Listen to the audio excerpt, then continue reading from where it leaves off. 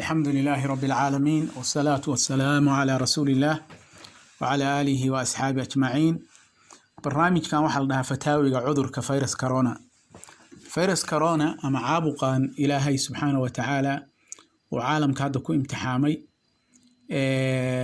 عالم كيران كلا حري dad badan ay naftoodu u waayeen in badan ay xanuunsan yihiin ilaahay subxaanahu wa ta'ala waxaan ka baryaynaa allahumma qina wasrif anna sharra ma qadayt inta xanuunsanna waxaan leenahay allahumma shfi mardana wa marda almuslimiin. marka barnaamijkan aan halkan ku duubayno waxa weeye fataawi la xiriira cudurka virus corona laana su'aalo badan ayaa la isweydiinayaa oo ku saabsan caabuqan oo xagga diinta ku tacalluqa xagga fiqiga. سؤالات waxaa kamida bishii Ramadaan ba fooda nagu soo haysa ma la soomaya haduu qofku soomo ma waxa daciifaya maark systemkiisa manaacada miya daciifayso oo marka mucarrad wuxuu noqonayaa u sahlanaanaya inuu jirado ay ku dhacdo see loo tukanaya salaadii taraawiixda ma lagu daba xiran karaa telefishinka qof imaam oo quraanka aqrinaya jumcadii maxaa laga sameeynaya iyo jamaacadii masaa'ilka in badan oo kamid qaar culimada kamid way ka hadleen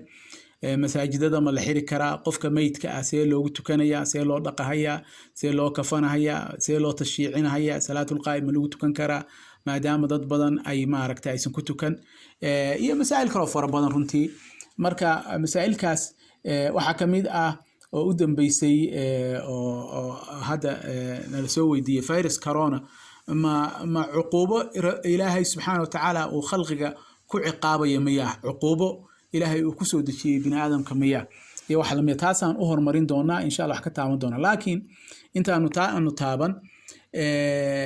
masaa'ilka fiqiga ah markay culimadu ay ka jawaabayaan waxa laga yaabaa in fatwadu ay kala gadisnaato isagoo mid walba naska dhanka eegaya sidii waad ogtiin aymatul arba'a iyo qayrkood buuqatii masaa'ilka qaarkood ay ku kala gadisnaayeen taas maahan marka culimadu maxay isku khilaafeen nusuusta sharciga ayaa waxa la ogyahay qaar inay ku jirto la yiraahdo dhaniyatu dalala oo macnaheedu saanu noqon karo dadka mujtahidiinta marka haday iskhilaafaan iyo culimadu qofka muslimka ah loo baahan yahay mar walba inuu daliilka isagu uu cuskado oo uusan fiirin sheekh hebel basaayiri iyo saasa loo badan yahay mar walba aayada iyo xadiidka qofka maaragtay xaqiisa ay u xoog badan tahay inuu iisho ayaa loo baahan yahay. masaa'ilkan marka virus corona ku tacalluqa waa masaa'il cusub weeye waxa fiqiga lagu yiraahdaa fiqhu nawazil culimada islaamku kuwa hore oo iyagoo kale ka gadisan oo cusbaa waqtigoodii ayay ka hadleen qawaacid bay u dejiyeen kutubada fiqiga ah iyo dawaabid waxa kamid ah dawaabidaas markii iyo maraaxil marka la fatwoonayo la maro la maraaxilu an-nadar fi an-nazila al-fiqhiyya oo hab la eegayo hab heerka ay joogto dawaabida fuqahadu ay aad u tixgeliyaan markii nawaasil fiqhiyo cusub ay timaado waxyaalaha ugu muhiimsan waxa kamid ah daabidka tajannubu al-mafsada awla min kasb al-maslaha oo macnaheedu yahay in fasaad ama dhib iyo shar laga fogaado oo laga hortago ayaa ka haboon oo ka mudan in maslaxa la haysto. tusaale ahaan hadii qof virus corona uu dhinto oo taqaadiirtii lagu kalsoonaa iyo ay cadeeyaan qofkii taabta isna inuu ku dhacayo cudurkii waxa weeye oo isna uu halis yahay inuu dhinto waxa weeye macnaheedu marka mafsadadaas ayaanu joojinaynaa in qof kale uu dhinto laanu nafta muslimka iyo nafta bini'aadamka labadaba nafta qofka muslimka xurmo ayuu leeyahay marka in qof kale suusan u dhiman la joojiyo ayaa ka awleysan in qofkii meydka ahaa nafci loo soo jiido nafciga waliba meyd kaliya ma kuwa xataa ay dhaqaaya ajir bay ka heli lahayn waa nafciisna isna nafcigu ka heli lahayo shafaacada iyo tukashada iyo waxaas oo dhan iyo ducadaas isna marka nafcigaas waxaan ka hormarinaynaa mafsadada la filanayo ayaa la awdiyaa marka hore. waxaan u gudbaynaa marka 5 daqiiqo soo socota waana boobsiinaynaa virus corona cuqubo iyo musiibo rabbaaniya miya ilaahay baa garanaya subxaanahu wa ta'ala xikmadda ilaahay subxaanahu wa ta'ala fi qadaa'ihi wa qadarihi isaga baa garanaya subxaanahu wa ta'ala ilaahay subxaanahu wa ta'ala awaamirta markuu nasiyo ama nawaahida wax naga reeba waxna amro qaar wuu sheegaa xikmadda ka dambaysa qaarna ma uu sheego qaar wuu sheegaa sida aayad soom oo kale lacalakum tattaquun haddaad soomkii wuxuu idin siyaadinaya taqwada ilaahay iyo qayrkood marka masaa'ibka dhacahaya ilaahay subxaana wa tacaala uu dadka ku imtixaamo ama cadaawo iyo dagaalo ha ahaadeen ama ha ahaadeen abaaro ama ha ahaadeen cudurro sida kan oo kale iyo wixii lamid ah ilaahay subxaana wa tacaala xikmadda uu ka leeyahay oo dhabta isagaa garanaya lanna waa qeyb anagu ma ogin laakiin fi kitaabi illaahi wa fi sunnati rasuulillahi sal alla alay slam marka loo noqdo kitaabka ilaahay iyo sunnada nebiga sala allahu alay wasallam saxiixa ah laba sabab oo mubaashir la ah masaa'ibka dhaca iyo ibtilooyinka dhaca ayaa jira oo quraanka iyo xadiidku ay sheegeen sababta u horeysa waxa weeye oo musiibooyinka keenta noocay doonta ahaatee waa dunuubta ay bini aadamku iyo macaasida ay sameeyaan insaanku uu sameeyo dunuubtaas ama ahaato gaalnimo ha ahaato ama kabiira ha ahaato ama macaasi kale ahaatee bisababi hadihi dunuub waxaa ilaahay subxaana wa tacaala uu dadka maaragtay uu ku salladaa masaa'ib si ay u soo laabtaan oo ay maaragtay ama ugu soo dejiya ciqaabkay aakhiro ay heleeli lahaa ama ku dhici lahaa oo ilaahay subxana wa tacaala usoo dejiya adduunka ugu soo dejiya ilahay wuxuu leeyahy subxaana wa tacaala wamaa asaabaka min sayi'atin famin nafsik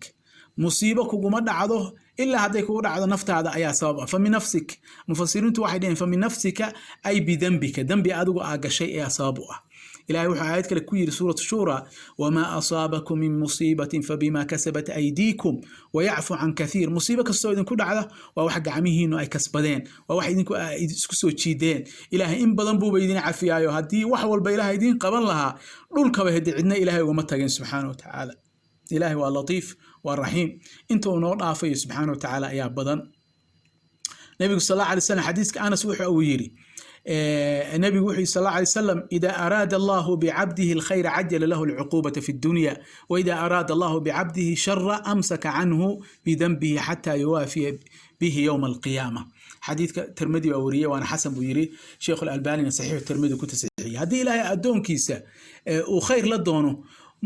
dambigii uu galay cuqubadiisa adduunka loogu soo dejiyaa laga mayraa intuusan aakhira tegin laakiin haddii shar lala doono waa loo dibdhigaa tan aakhiraad daran markii la dhaho waqifuhum innahum mas'uuluun oo saxiifadaadii oo buuxda lagu keeno taasaa daran laakiin adduunka haddii lagaaga mayro macnaheedu waxa weeye qof ilaahay u jecel yahay subxana wa taala sababta labaad masaa'ibta iyo halaaga iyo dhibaatooyinka iyo ama abaar ha noqdeen ama dagaalla ha noqdeen ama musiibooyin kale iyo cudurro ha noqdeen ilahay dadka ugu sallido waa ilaahay subxaana wa tacaala oo doonaya inuu darajada dadka sabree mu'miniinta ah dhibka markuu ku salado u sabra ilaahay subxaana wa tacaala inuu darajadooda sare u qaado markay raalli ka noqdaan ilaahay subxaana wa tacaala ay ku sabraan wixii ilaahay subxaana wa tacaala u qadaray markay ku sabraan ilaahay subxaana wa tacaala darajadooda ayuu sare u qaadaa taasna waxa u horeeyay ambiyadii ilaahay nabiyullaahi aadam laga soo bilaabo oo maaragtay la imtixaamay shajaradii lagu imtixaamay nabiyullaahi nuux ilaa nabigeena laga soo gaarayay sala allahu calayhi wasalam nabiguna xadiid saxiix wuxuu ku yidhi ina alcabda idaa sabaqat lahu min allahi manzilah لم يبلغها بعمله ابتلاه الله في جسده أو في ماله أو في ولده هذه إلى حديث كاس وحوري استغنى أبو داود وحنا صحيح يري سلسلة صحيحة شيخ ألباني هذه إلهي أدونك أولا دونه منزله وقاري عمل كيسو قارسين وإنو قارسين دو إلهي ودونه إلهي وحو ابتليا جسد كيس عذر بكوري دا سيدنا نبي أيوب وحسطان مال كيسا إلهي وكو امتحاما مال ولد كيسا إلميسا إلهي سبحانه وتعالى امتحان أهبا إلهي لكولانسي أي وحلا ميد marka waxay noqon kartaa marka ilaahay subxaana wa tacaala sababta labaad inuu qofka dhibaatada iyo musiibooyin ku dhacaya haddii uu muumin yahay oo u sabro ilaahay subxaana wa tacaala inuu sare ugu qaado subxaana wa tacaala xadiid kaloo tirmadi uu wariyey oo uu yidhi xasan sheekh alalbanina uu silsilad saxiix ku yidhi ayaa nebigu wuxuu yidhi ina cidama aljazaa'i maca cidami albalaa wa ina allaha idaa axaba qowman ibtalaahum faman radiya falahu ridaa ومن سخط فله السخط معناها waxa weeye qofka inta balaha lagu saladay iyo musiibada lagu saladay sidii u weyntahay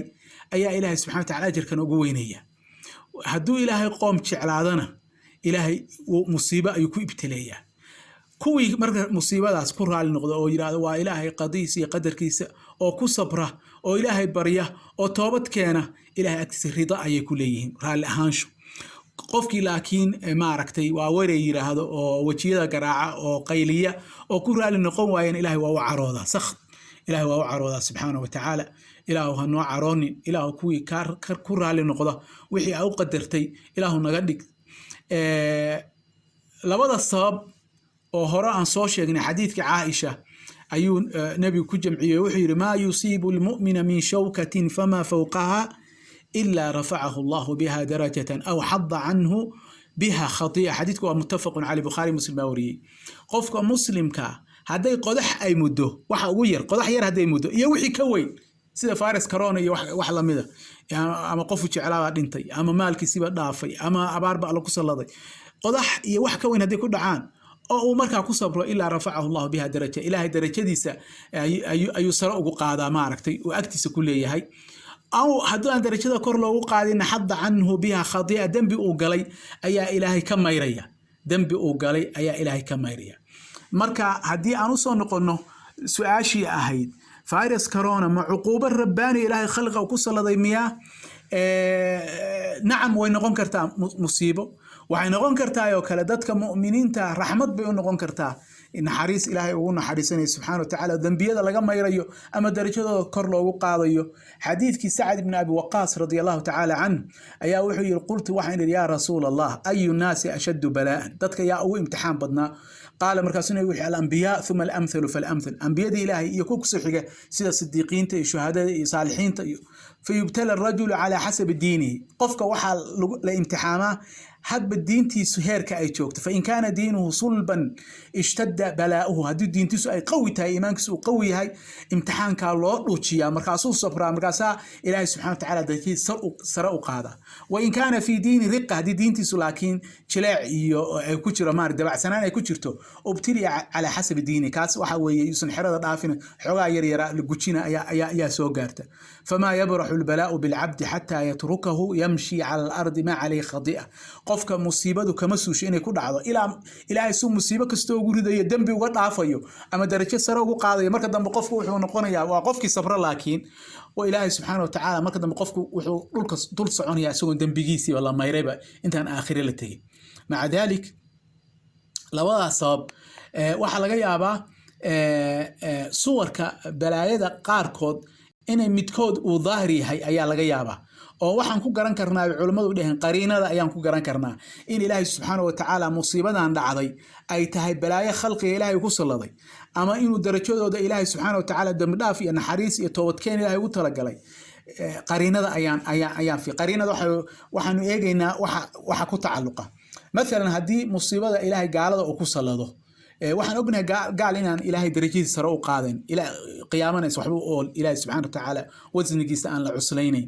laakiin waxaa ku jirtay dheheen culimmadu ku cibro qaadasho iyo waano inaynu inagu baqno oo marka aragna waxa ku dhacaya kuwaas inaan anaguna kuwaana qaadano waxaa kaloo laga yaabaa ilaahay subxaana wa tacaala cuqubadii qayb ka mid ah inuu adduunka gaalada ugu soo dejiyey aakhirana cadaabka weynaa uu dhiman yahay sida ilaahayba uu yidhi lahum cadaabun fi lxayaati dunya wala cadaabu alaakhirati ashaqu wamaa lahu min allahi min waaq adduunkana cadaab bay leeyihiin